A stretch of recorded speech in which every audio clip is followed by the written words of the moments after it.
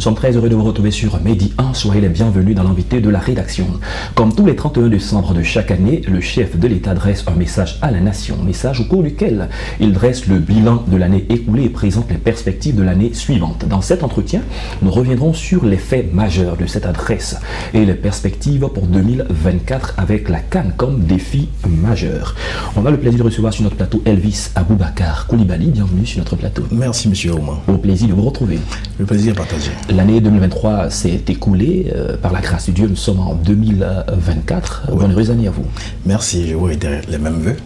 Nous allons parler donc de l'adresse du chef de l'État, Alassane Ouattara, adresse qui est faite tous les 31 décembre de chaque année. Donc il y a eu beaucoup de choses qui ont été dites. Alors avec l'évolution de l'année 2020, on va en parler. Quelles étaient les probables attentes de votre point de vue des populations avant même que le chef de l'État ne se prononce? Alors, merci déjà pour cette aide et invitation. Vous savez, j'aimerais d'abord qu'on commence par le début du discours du président de la République. Oui, le président Alassane Ouattara, il rappelle qu'il est parti sur les fonds baptismaux et qu'a souligné le premier président Félix Houphouët-Boigny. Il a salué le travail abattu, il a salué les valeurs du président que l'on a perdu, il a salué également les valeurs qu'incarnait le président Félix Houphouët-Boigny. Donc c'est à saluer et c'est à noter qu'il nous rappelle qu'il continue dans cette lancée-là de paix et de développement de la Côte d'Ivoire chère pour nous tous. Très bien. Et ça, c'est le chef de l'État, c'est un discours et il y a une logique dans son discours. On va en parler. Absolument. Mais revenons sur ce que les populations elles-mêmes attendaient. Elles s'attendaient à un discours, à un message du chef de l'État. Mais quelles étaient leurs attentes? Les attentes sont plus ou moins diverses, mais on va dire que la plus grande attente en cette fin d'année, c'était sur la cherté de la vie, les conditions de vie des populations. Et le chef de l'État n'a pas manqué de faire la part belle lors de son discours. Il est revenu là-dessus, il a fait comprendre à la population qu'il voyait un peu ce qui s'est passé, qu'il entendait un peu entre les grognes des populations. Le travail était en train d'être fait par lui et son gouvernement. La preuve, il a souligné qu'il finançait le secteur agricole pour une autonomie alimentaire, n'est-ce pas, de toute la Côte d'Ivoire. Et je pense que c'est tout donné à la population. Il va falloir un temps pour remarquer ces résultats-là, mais le travail est en train d'être fait. Le président de la République l'a souligné. Vous avez parlé de la cherté de la vie. On se souvient qu'en 2023, je ne sais plus la date exacte, il y avait des informations sur la possibilité d'augmentation du coût de l'électricité. Ça fait vraiment beaucoup de bruit. Dans la même année, il y avait l'augmentation du coût des data. Ça créait beaucoup de polémiques. Et vers la fin de l'année également, on a entendu que le coût de l'électricité va être augmenté de 10%. Donc sur la question de la cherté de la vie, comme vous l'avez dit, les populations s'attendaient à ce qu'il y ait un message fort qui va leur permettre de pouvoir respirer. Quand on prend au plan de l'éducation, au plan de la santé, au plan de la sécurité, quelles étaient les probables attentes de la population? Alors, il y a également eu aussi l'augmentation du coût du carburant, entre autres augmentations. Mais comme je l'ai dit, le chef de l'État l'a souligné, il y a eu plus ou moins des augmentations un peu partout dans le monde et il est revenu là-dessus. La Côte d'Ivoire, l'État ivoirien a supporté un temps soit peu cette augmentation-là. Ils n'en pouvant plus, elle a décidé, l'État ivoirien, il a décidé, n'est-ce pas, de partager un peu les responsabilités entre l'État et les populations. C'est ce qui a été assez, sinon pour la population, assez flagrant. Sinon, ça devait l'être depuis un bon moment en 2023, mais l'État nous a soutenus. Ils sont arrivés un peu ils sont un peu, je vais dire, fatigués, donc partager les responsabilités. Maintenant, au niveau des augmentations, de l'augmentation de l'électricité, c'est ça? Oui, de l'électricité, de 10% probablement. Du coup de l'électricité, on se plaint plus ou moins que nous sommes fournisseurs d'électricité dans la sous-région. C'est donc à juste titre que nous devrions avoir cette électricité à coût réduit et moins cher. C'est normal. C'est normal d'analyser comme ça, mais l'État ivoirien a dit qu'il fallait couvrir un manque à gagner de plus de 120 milliards. De plus de 120 milliards. Donc c'est partager, comme je le disais, la responsabilité. L'État va supporter une partie et les populations vont supporter une toute autre partie. C'est pas agréable à entendre, mais le président l'a souligné également, avec la découverte et l'exploitation du gisement baleine, nous allons arriver à un moment où le coût de l'électricité va revenir à la baisse. Tout le monde va vivre normalement, la vie retrouvera son cours normal avec des coûts assez raisonnables pour toutes les populations. Je le disais tantôt sur votre plateau, le développement a un coût et il va falloir que chacun essaie de supporter à son niveau pour mieux vivre, n'est-ce pas, demain. C'est un peu ce qui se passe aujourd'hui. D'accord, très bien. Et à la question de l'année de la jeunesse, quand on parle de 2023, le président est revenu encore sur cette question. Quel est votre point de vue dans l'accomplissement plein de cette année dédiée à la jeunesse?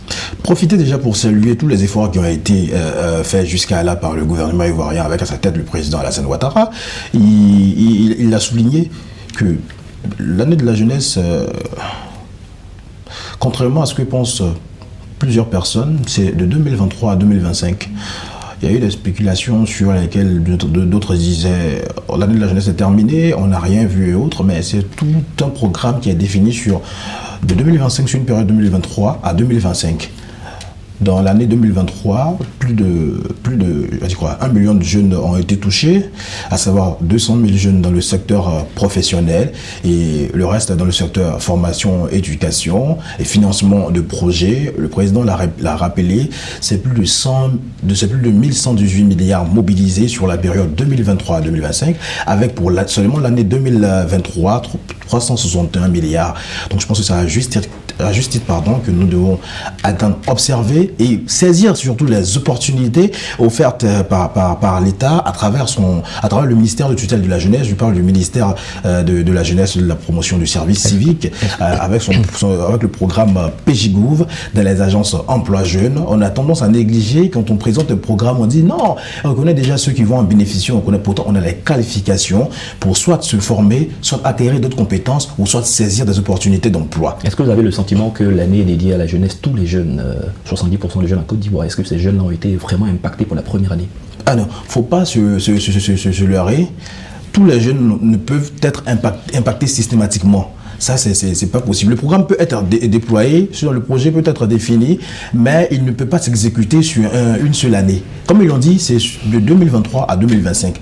D'autres jeunes ont pu bénéficier de ce programme-là en 2023, d'autres jeunes en bénéficieront en 2024, ainsi de suite. Et nous pensons que si les 50% des 70% de cette jeunesse-là sont touchés au terme de l'année 2025, on pourra dire que l'État a fait des efforts, n'est-ce pas, pour cette grande frange-là de la population que nous constituons d'ailleurs. Très bien. Parlons d'efforts, il y a eu l'augmentation du SMIC, et le chef de l'État en a parlé. Quels sont, en 2024, ce à quoi les populations s'attendent, de votre point de vue, en 2024? L'augmentation du SMIC, on va dire que ça a été salutaire déjà.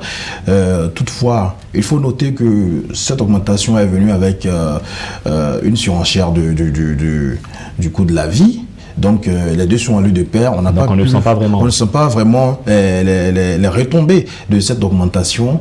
Ce qu'on va demander à l'État, on sait déjà qu'ils font des efforts, mais ce qu'on va leur demander, c'est de revoir absolument les produits de première nécessité pour que le citoyen lambda puisse y avoir accès et sentir, n'est-ce pas, le développement qu'on prône ça et là à tout point. D'accord, là quand même dans quelques jours, nous sommes déjà en janvier, les défis pour la Côte d'Ivoire, dans le discours du chef de l'État. Oui, et la CAN constitue le défi majeur en ce début d'année 2024. Le président est revenu là-dessus. Il veut une CAN hospitalière, il veut une CAN sécurisée, et il veut une CAN à laquelle tous les Ivoiriens par laquelle tous les Ivoiriens se sentent concernés, à laquelle tous les Ivoiriens prennent part, et surtout une CAN qui va réussir à tout point, parce que l'Afrique, que dis-je, le monde entier nous regarde. Il va falloir offrir le meilleur de nous-mêmes à tous ceux qui viendront nous rendre visite. Puisque nous avons mis un accent particulier sur les jeunes, comment est-ce que les jeunes peuvent profiter de cette CAN en termes d'opportunités? Monsieur Ouma, pendant que nous sommes en train de parler,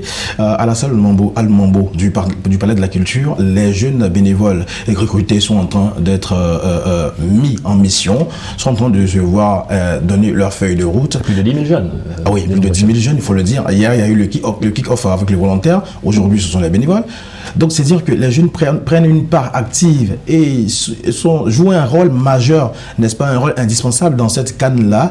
C'est dire que ils doivent s'imprégner de cet événement parce que sans les jeunes, sans les bénévoles, sans les volontaires qui ont de l'énergie à redonner, à revendre, il n'y aurait pas de CAN.